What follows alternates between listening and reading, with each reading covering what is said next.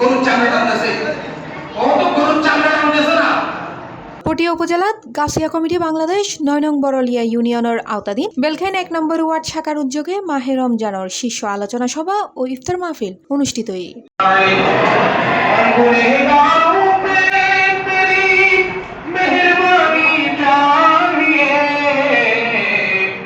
March ১৩ তারিখ শুক্রবার GM Delwar হোসেনের সভাপতিত্বে পূর্ব বেলখাইন জামে মসজিদত এই আয়োজন সম্পন্ন হয়।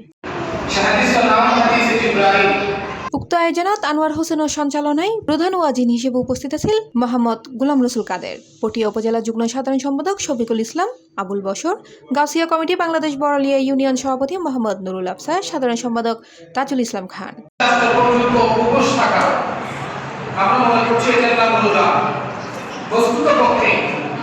রোজার একটা নাম হলো আল-ইজা, পর্দা। সওমের একটা অর্থ হলো কি? পর্দা। কেন? আল্লাহ বলেন আমি তোমাদেরকে শুধুমাত্র উপোস থাকার জন্য রোজার বিধান দেই নাই, রোজা ফরজ করে নাই।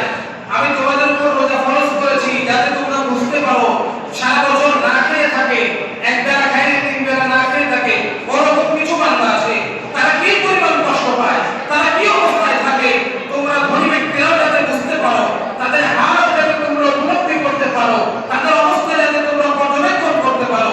আমি রোজা ফরজ করেছি বছরে একটা মাস হলেও ধনী দরিদ্র কালো সাদা উঁচু নিচু সবাই যাতে এক সমান থাকতে পারে। বিশ্বের 35টি দেশে আজকে গাছিয়া কমিটির কার্যক্রম চলমান। যারা গাছিয়া কমিটির কার্যক্রমে জামি আন্দোলনের কার্যক্রমে মিসকিন ফান্ডে দান সৎকার এবং কালেকশনের মাধ্যমে আপনারা দিয়ে থাকেন, আপনাদের সবার জন্য প্রতিনিয়ত দরবারে শ্রীপুরে দেওয়া হচ্ছে। এছাড়া ইন্ডে উপস্থিত আছেন ওয়ার্ডের উপদেষ্টা আব্দুল সালাম, বেলাল উদ্দিন, মামুনুর রশিদ সহ আরো বহুত কেউ। গাছিয়া কমিটি বাংলাদেশ পটিয়া উপজেলা শাখা সমাজের যুগ্ম সাধারণ সম্পাদক সদ্য বড় ভাই মোহাম্মদ শফিকুল ইসলাম ভাই। আতরের সদাগরের সাথে যদি চলাফেরা করে কোনো দিতে হয় না, ওখান থেকে হুসবো এমনি বাইর হয়। আতরের সদাগরের সাথে যদি চলাফেরা করে কোনো দিতে হয় না, কাটা সদার মধ্যে শুল্ক হয়ে যায়। C plus TV, Chittagong.